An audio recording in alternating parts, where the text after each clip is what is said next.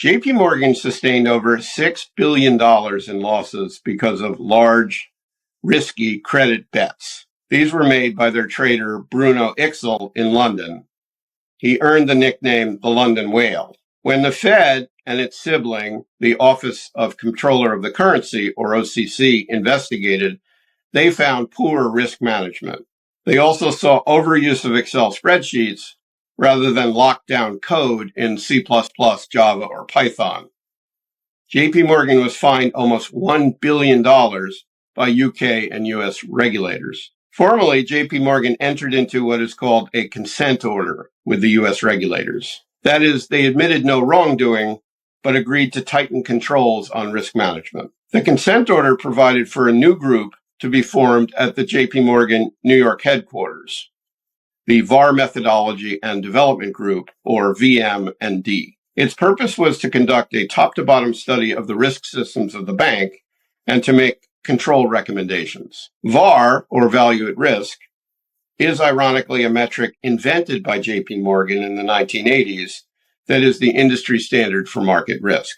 I was hired into VM&D in 2013, my second-level boss being the group head, a managing director. The job posed a number of challenges, but enabled me to learn a great deal about how one of the largest banks in the world does risk management.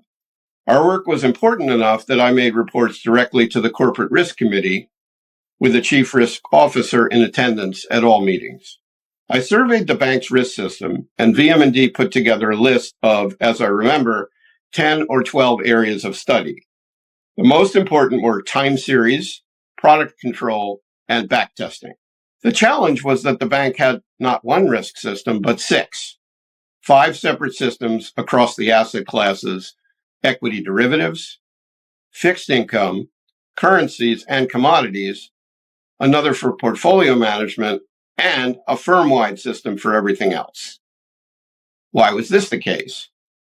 Large banks often go through mergers. JP Morgan had merged locations and infrastructure, such as email, messaging, security, but they had not merged the risk systems.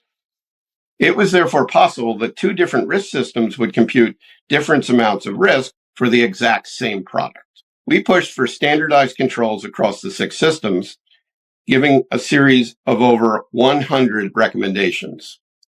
The Fed and OCC reviewed these and stated that the consent order was completed. Some operational risk challenges to VAR still remained.